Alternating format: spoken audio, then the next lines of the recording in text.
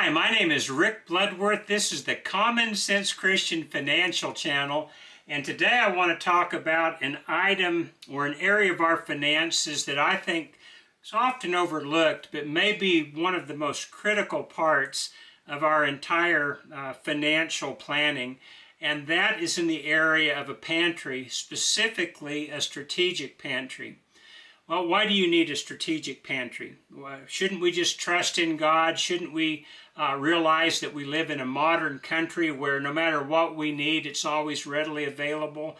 And the answer to that is yes and no. We should trust in God, but we can't just assume that everything's going to continue on as it always has in our country, to where we're always going to have the products that we need to get by on a daily basis.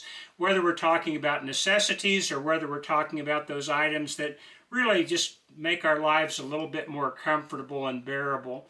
And so let's go ahead and look at this. Let me tell you why I believe we need to be doing this. There are always periods of financial uncertainty in everybody's lives. For my grandparents, it was the Great Depression, and it was something the entire nation went through. It was a time where everybody was just scrambling to get by, and for those who had kind of stored up a little bit, they were able to get through better than those who had not been able to do so. It left such an impression upon that generation that after the Great Depression was over, you would find people that were always making sure that they were stocked up on things to where they could get by in case of an emergency, where it may not have been something they thought a lot about during the late 1920s. It was something everybody was thinking about by the late 1930s and the 1940s. And so for those who have been through a financial crisis, they knew, they understood, and they made sure that they weren't caught unprepared ever again. We can take a lesson from that. I'm not saying that we're going to have another Great Depression, but we do have a business cycle in America. It lasts anywhere from, 60 to 100 years, so it's rather wide. But every 60 or 100 years, there is an event that's significant that affects the whole nation. Again, I'm not saying we're about to go through anything like that, but we are at that point in the business cycle to where it's a possibility, and wise people, I believe, will be prepared. I do believe we need to trust in God, and I don't believe that we need to be going about our lives where we're figuratively tearing down our barns to build bigger ones so that we can just store everything we can possibly think of so that we'll always be prepared for everything. But I do believe that we need to be prudent as servants of God. If you're scrambling for the life's most basic of necessities, it's very likely that you're not going to be as effective of a servant as you would be otherwise. In other words, if you're hungry and your family is hungry and you have nothing to eat, well, that's not going to leave a lot of time for serving God. You're going to be scrambling just like everybody else to get food. And so there's those big times, those national times of crisis. We went through a small one a few years ago with the flu that came about, where they shut down all sorts of things, and people went without a number of conveniences. I don't think that anybody really went without food that wasn't going to be going without food anyway under any set of circumstances, but people did have to make certain sacrifices who were not prepared for life's uncertainties. And then there are things that aren't national at all. They're very unique to your own situation. Maybe you get sick or you lose a job. Both spouses work and one of the spouses gets sick or loses a job.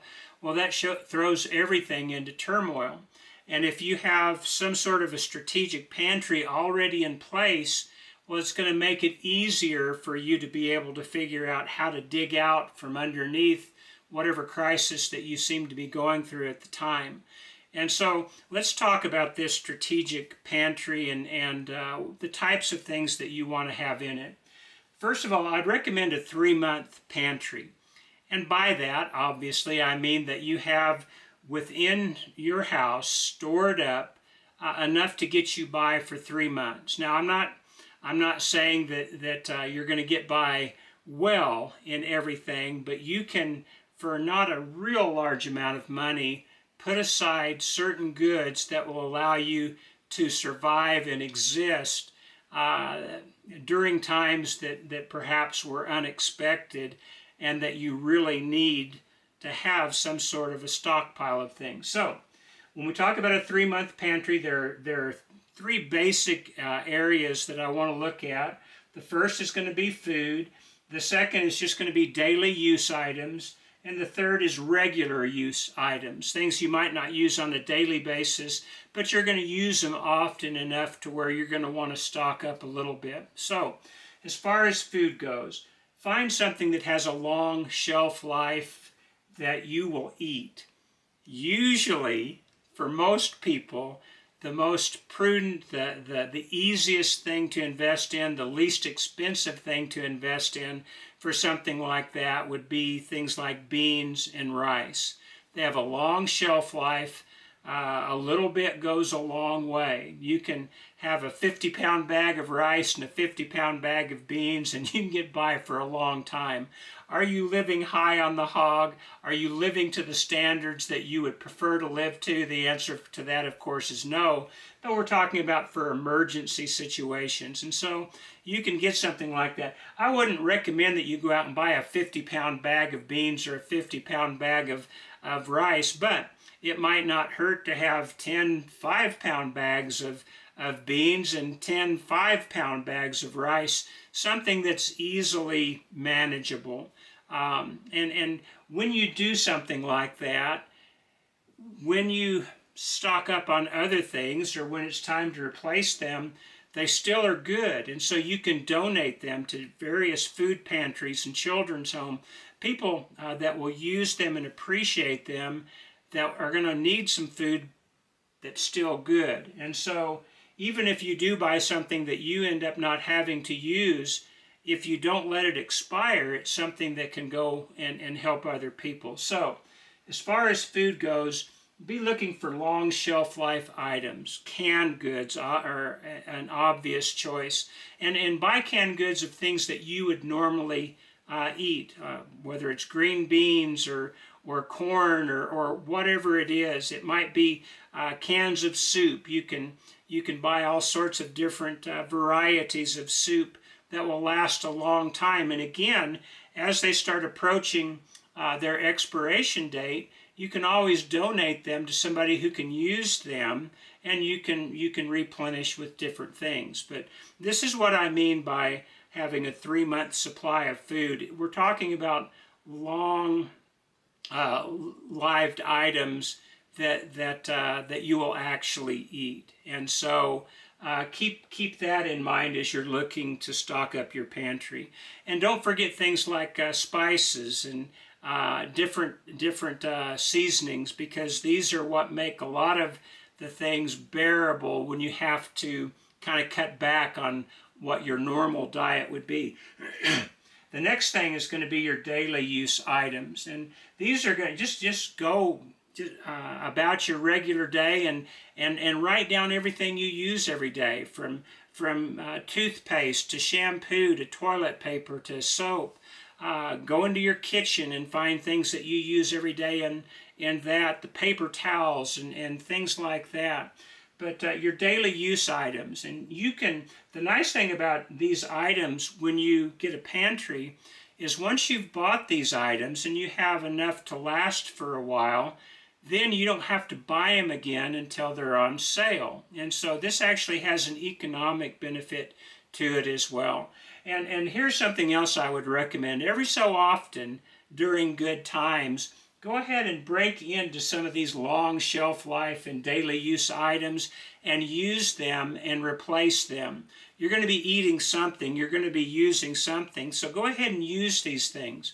Figure out some way to rotate all the foodstuffs especially, but also your daily use items to where you're always using the oldest one first, so that nothing does expire, so that you have as little waste as is possible. And then the third category, the regular use items. That's going to be like cleaning products, whether we're talking about laundry detergent or dish soap, um, or bleach or anything like that.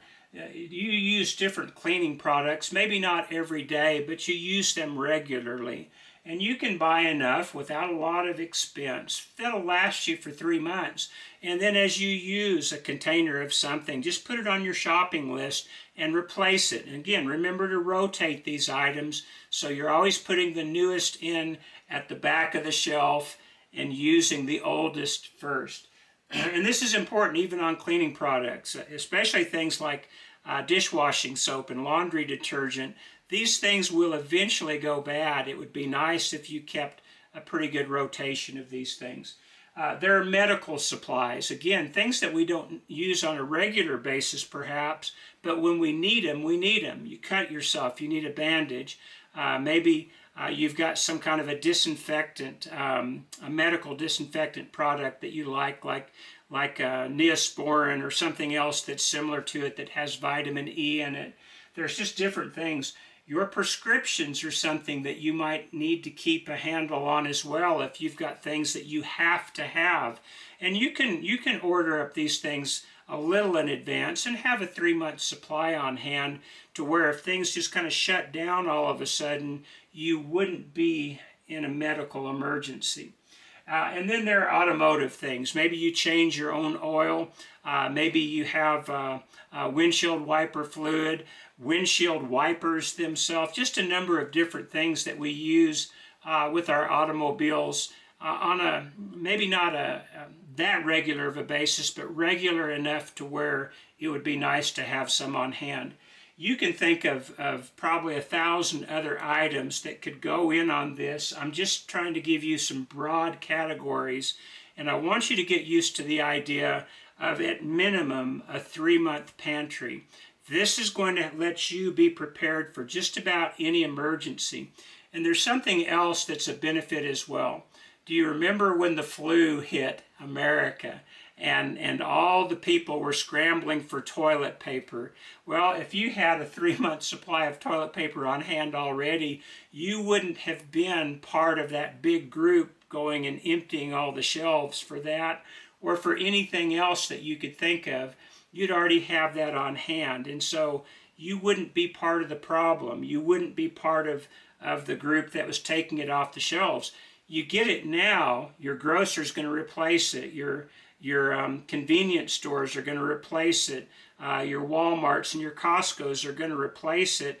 And so they'll have those items on hand for people who perhaps weren't as prepared as you were. And then there's going to be some other items that you're going to want to think of, things like bottled water. Obviously, you couldn't keep a 3-month supply on hand, but you could at a very inexpensive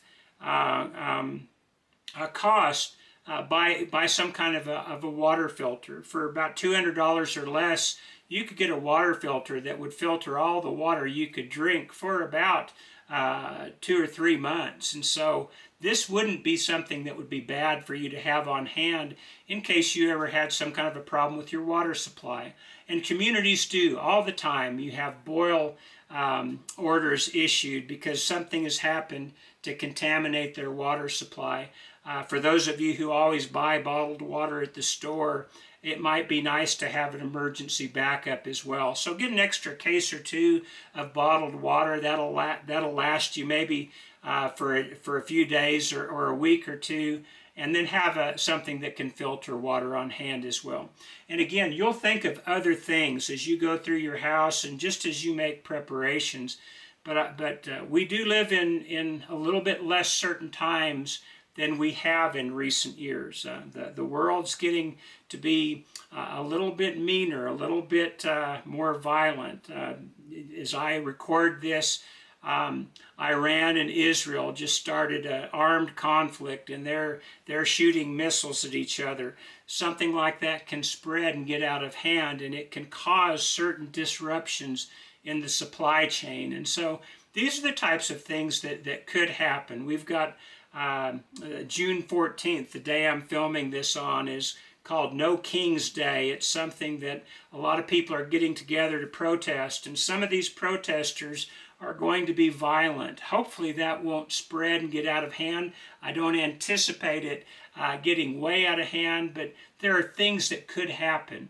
And so if you're prepared, it lets you sleep a little bit better at night and maybe not worry so much about the immediate things, and it allows you to be able to concentrate on the important things, such as your service to God, your family, and your interaction within the community.